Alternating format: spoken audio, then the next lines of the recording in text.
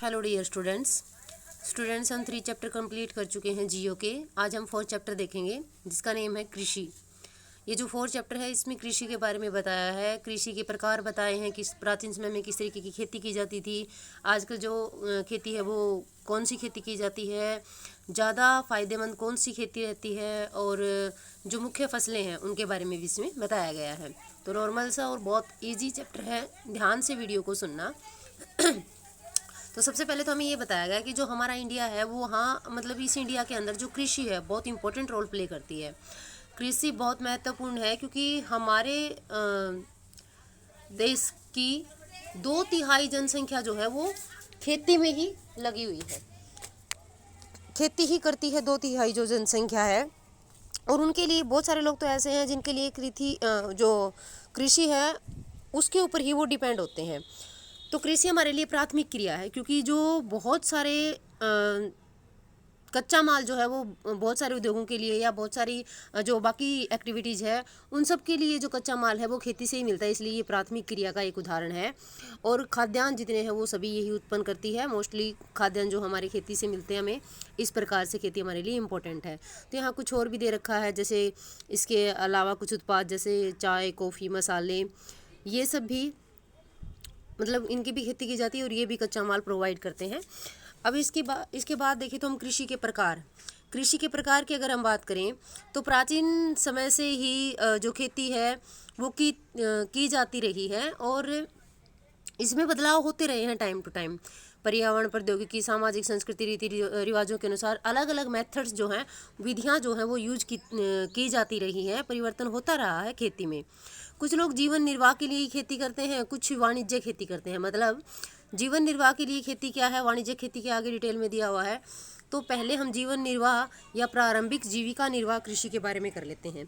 तो ये जो खेती है भूमि के छोटे से हिस्से पे की जाती थी और ये जो औजार, आदिम कृषि मतलब पुराने ज़माने के औजारों से की जाती थी, जैसे लकड़ी का हल हो गया, डाव और खुदाई करने वाली छड़ी हो गई, इन्हीं से की जाती थी। एक परिवार मिलकर करता था अपना परिवार का भरण पोषण करने के लिए, या फिर एक पूरा समुदाय मिलकर ये खेती किया करता था। मतलब इसमें जो अनाज पैदा होता था वो उनकी घर की ज़रूरतों को ही पूरा करता था, उसको बेचा नहीं जाता था। और ये कृषि मानसून के ऊपर ही डिपेंड होती थी और प्राकृतिक उर्वरता इसमें होती थी, इसमें कोई केमिकल्स नहीं डाले जाते थे। अब हम करते हैं कृतन दहन प्रणाली की बात, स्लैश एंड बर्न प्रणाली। इसको नॉर्मली आप जानते हैं झूम खेती से। तो इसमें क्या होता है कि ज़मीन का एक छोटा टुकड़ा जो होता है उसको साफ कर लिया जाता है अपने परिवार के भरण पोषण के लिए। उसके अंदर फसल, अनाज या कोई और फसलें उसमें उगा ली जाती हैं। इसकी मिट्टी की उर्वरता है वो कम हो जाने के बाद किसान इस भूमि को छोड़कर दूसरी भूमि पर चले जाते थे। लोग जो है दूसरी भूमि पर चले जाते थे और वहाँ पर खेती करते थे। तो इसे स्थानांतरी कृषि भी कहा जाता है। जब स्थान को बदल बदल कर जो कृषि की जाती है उसको स्थानांतरी कृषि कहते हैं। इसी को कृतन दहन प्रणाली कहते हैं और इसी को झूम खेती कहते हैं। तो इससे जो है मिट्टी की उर्वरता कम हो जाती है। और स्थानांतरित कृषि में क्या होता है, जब एक ज़मीन से दूसरी जगह पर चले जाते हैं तो उसको खाली छोड़ देने पर जिस भूमि पर पहले खेती की जाती रही थी वो फिर से उपजाऊ हो जाती है। तो उत्तर पूर्वी अगर राज्यों की बात करें, असम, मेघालय, मिजोरम, नागालैंड में इसको झूम कहा जाता है। जो ऊपर भी हम बात कर रहे थे इसी का नाम झूम है। मणिपुर में पामलू, अलग अलग क्षेत्र के नाम दिए हुए हैं कि कहाँ इसको क्या कहा जाता है। अब झूम की डेफिनेशन जो आप बहुत बार पढ़ चुके हैं, ये चीज़ें हो चुकी हैं। अब इसके बाद इसमें ये दिया हुआ कि कहाँ पर इसको क्या कहा जाता है। जैसे मध्य प्रदेश में इसको बेबर कहा जाता है, दहिया कहा जाता है, आंध्र प्रदेश में पोडू कहा जाता है, पेंडा कहा जाता है, ओडिशा में इसे पामा डाबी कहा जाता है। इस तरीके से काफ़ी सारे स्टेट्स जो हैं वो दिए हुए हैं इस खेती को क्या कहा जाता है। अब यहाँ एक छोटी सी स्टोरी है, बहुत ही नॉर्मल स्टोरी है, जहाँ जो रिंझा है असम में रहती है, बाहरी क्षेत्र में रहती है, बाहर के गांव में, मतलब वो बाहर की तरफ एक गांव पड़ता है उसमें रहती है और वो बहुत खुश है। मतलब ज़मीन को साफ़ करके वहाँ पर खेती करके वो बहुत खुश है, लेकिन उसे ये नहीं पता है कि धीरे धीरे उसकी भूमि की उर्वरता ख़त्म हो रही है और उसको यहाँ से जाना पड़ेगा। तो ये छोटी सी स्टोरी है झूम खेती के बारे में ही। अब सेकंड जो टाइप है हमारी कृषि का वो है गहन जीविका कृषि। गहन जीविका कृषि जो है इसमें क्या होता है जैसे हमने पहले पढ़ा, उसमें कुछ ज़्यादा प्रोडक्शन नहीं किया जाता, परिवार के भरण पोषण के लिए ही उत्पादन किया जाता है। अब इसमें क्या होता है, जनसंख्या के दबाव के कारण ज़्यादा प्रोडक्शन की जरूरत होती है, ज़्यादा उत्पादन की जरूरत होती है। इसके लिए रासायनिक खाद वगैरह या सिंचाई का ज़्यादा प्रयोग किया जाता है, जिससे उत्पादन ज़्यादा हो जाए और लोगों का जो भरण पोषण है वो किया जा सके। अगर हम इसी खेती की बात करें तो धीरे धीरे क्या हो रहा है, पहले ज़मीन जो है वो बड़ी बड़ी इसकी जोतें हुआ करती थी, अब खेतों का आकार, जोतों का आकार छोटा हो गया है और अब ये मतलब इतना लाभदायक भी नहीं रहा है। किसान जो है इस कृषि की बजाय वैकल्पिक जो रोजगार है सीमित भूमि पर ही क्या करते हैं, अब इसके कारण सीमित भूमि के ऊपर ही वो कोशिश करते हैं कि ज़्यादा से ज़्यादा प्रोडक्शन लिया जाए। तो इस कारण से भूमि के ऊपर दबाव पड़ जाता है। जैसे हमारे पास पहले 2 एकड़ हुआ करते थे, उसमें जितना प्रोडक्शन हम करते थे, अब 1 एकड़ में अगर वो प्रोडक्शन किया जा रहा है तो भूमि के ऊपर दबाव पड़ जाता है। अब थर्ड है वाणिज्यिक कृषि। कमर्शियल फार्मिंग में क्या होता है, कमर्शियल फार्मिंग में खेती जो की जाती है वो अनाज या जो भी जिस भी चीज़ की खेती की जाती है उसमें ज़्यादा से ज़्यादा रासायनिक उर्वरकों का प्रयोग किया जाता है, कीटनाशकों का प्रयोग किया जाता है और ज़्यादा से ज़्यादा पैदावार की जाती है। और इस पैदावार को इसलिए किया जाता है ताकि ये जो फसल जो होगी, उत्पादन जो होगा उसको बेचा जा सके, इसीलिए इसको वाणिज्यिक कृषि कहा गया है।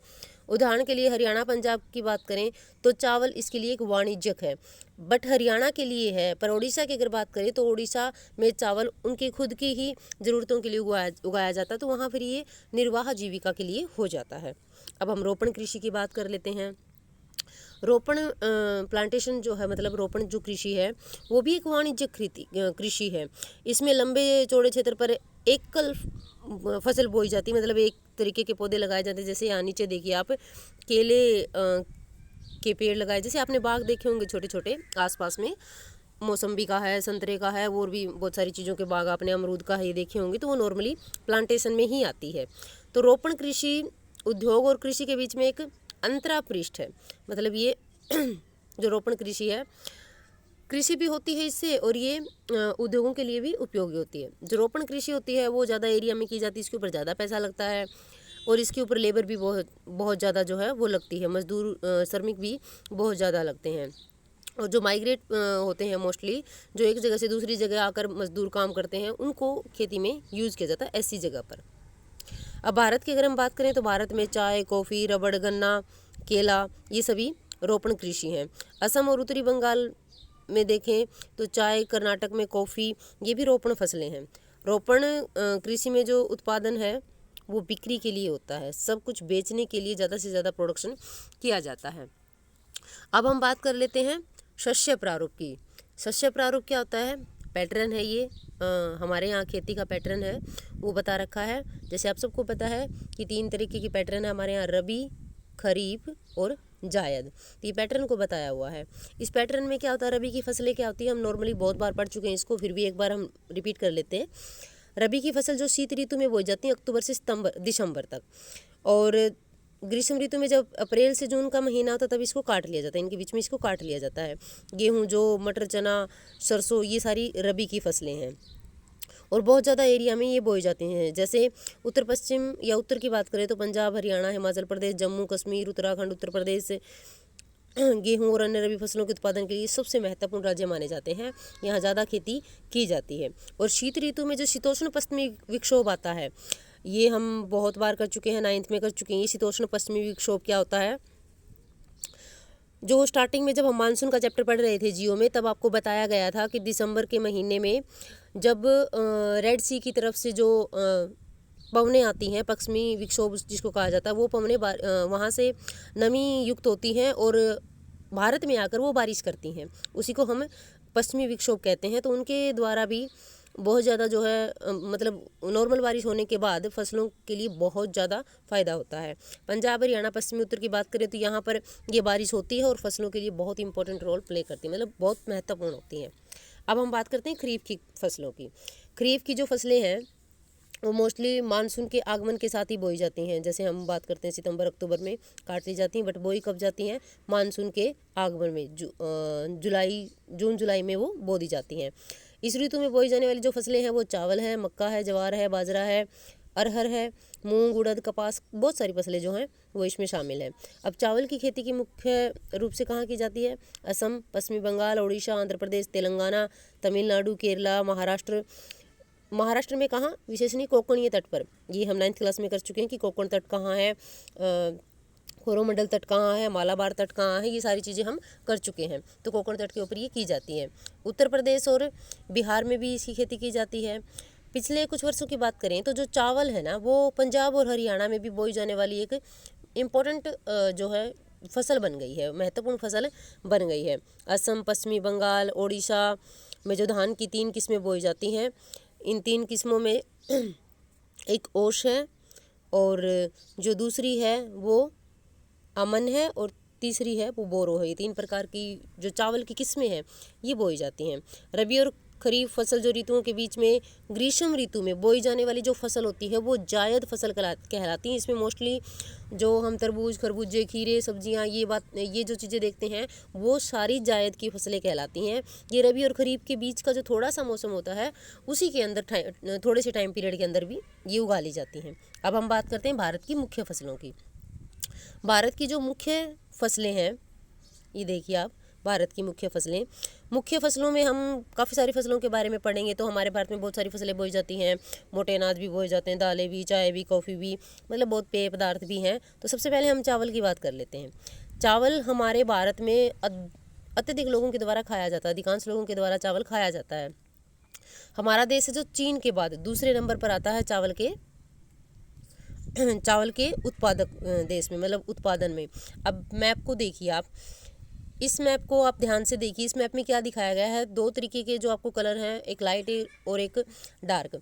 इसमें जो आपको डार्क कलर दिखाई दे रहा है, ये वाला जो कलर है डार्क सारा, ये वो एरिया है जहाँ चावल ज़्यादा उगाए जाते हैं, ज़्यादा प्रोडक्शन जो चावल का किया जाता है। और ये वाला वो एरिया है जो लाइट है, बिल्कुल आपको दिख रहा है, ये वो एरिया है जहाँ माइनर होता है। ठीक है, ये मेजर, ये माइनर जो है वो स्टेट हैं चावल के। चावल कौन सी फसल है ये हम पहले ही पढ़ चुके हैं, खरीफ की फसल है। अब इसकी जो कंडीशन है, जोग्राफिकल कंडीशन है, वो देख लीजिए। टेम्परेचर कितना चाहिए होता है? टेम्परेचर चाहिए होता है 25 डिग्री सेल्सियस से ऊपर चाहिए होता है। आर्द्रता चाहिए होती है 100 सेंटीमीटर से ज़्यादा। बारिश की ज़रूरत होती है इसके लिए। और कम वर्षा वाले क्षेत्र में ये बोया जा सकता है, चावल को उगाया जा सकता है सिंचाई करके। अब चावल जो है उत्तर और उत्तर पूर्वी मैदानों, तटीय क्षेत्रों और डेल्टाई प्रदेशों में उगाया जाता है, जो जैसा कि हम मैप में देख रहे थे। नहरों के जाल वाले क्षेत्रों में भी ये उगाया जाता है, जैसे कि पंजाब, हरियाणा, पश्चिमी उत्तर प्रदेश और राजस्थान में भी ये उगाया जाता है।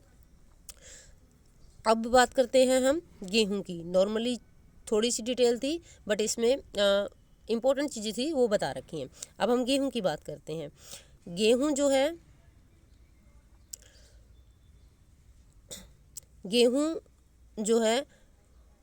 यहाँ देखिए, गेहूं भारत की दूसरी सबसे महत्वपूर्ण खाद्यान्न फसल है। जो फर्स्ट पे आती है वो चावल आती है। मोस्टली हम देखते हैं हमारे यहाँ की हम गेहूं ज़्यादा खाते हैं, लेकिन पूरी इंडिया की बात करें तो चावल खाद्यान्न में ज़्यादा आता है, और गेहूं जो है 2nd नंबर पर आती है, जो देश के उत्तर और उत्तर पश्चिमी भागों में पैदा की जाती है। रबी की फसल को उगाने के लिए शीत ऋतु और पकने के लिए खिली हुई धूप की ज़रूरत होती है। जैसे आप देखते होंगे गेहूं जब पकती है तो बिल्कुल खिली हुई धूप, मार्च और अप्रैल में धूप होती है, और अप्रैल के लास्ट तक, मई के फर्स्ट तक इसको काट लिया जाता है। इसे उगाने के लिए सामान्य रूप से 50 से 75 सेंटीमीटर की बारिश की ज़रूरत होती है। और देश में गेहूं उगाने वाले मुख्य जो क्षेत्र हैं वो उत्तर पश्चिम में गंगा सतलुज का मैदान और दक्कन की काली मिट्टी वाला प्रदेश, पंजाब, हरियाणा, उत्तर प्रदेश, मध्य प्रदेश, बिहार, राजस्थान के कुछ क्षेत्र ये शामिल हो जाते हैं। अब बात करते हैं हम मोटे अनाज की। मोटे अनाज में ज्वार है, बाजरा है, रागी है। रागी छोटे छोटे दाने से होते हैं, वो रागी होती है। हमारे यहाँ होती नहीं है ये, बट इसकी फ़ोटो आप नेट से भी देख सकते हैं। तो ये रागी होती है। भारत में उगाए जाने वाले मुख्य मोटे अनाज हैं। इन्हें मोटा अनाज कहा जाता है, परंतु इनमें जो पोषक तत्व होते हैं वो बहुत ज़्यादा मात्रा में पाए जाते हैं। जैसे पीछे एक सर्वे हुआ था, उस सर्वे में भी यही बताया गया था कि पुराने ज़माने में जब बाजरा, ज्वार, इन सब की रोटियां बनाकर खाई जाती थी तो जो हार्ट प्रॉब्लम है वो इतनी नहीं हुआ करती थी। मोटे अनाज जो है वो सेहत के लिए बहुत ज़्यादा बेटर होते हैं। उदाहरण के लिए रागी में प्रचुर मात्रा में लौह तत्व होता है, कैल्शियम होता है, सूक्ष्म पोषक और भूसी मिलती है। क्षेत्रफल और उत्पादन की दृष्टि से ज्वार देश की तीसरी महत्वपूर्ण खाद्यान्न फसल है। यह फसल वर्षा पर निर्भर करती है। अधिकतर आर्द्र क्षेत्रों में उगाए जाने के कारण इसके लिए सिंचाई की जरूरत ही नहीं होती है। और इसके मुख्य जो उत्पादक हैं वो महाराष्ट्र, कर्नाटक, आंध्र प्रदेश और मध्य प्रदेश हैं। इसकी रेड कलर की जो रोटियां होती हैं वो बनती हैं, बाजरे की तरह बनती हैं। अब हम बाजरा ही पढ़ लेते हैं, ठीक है।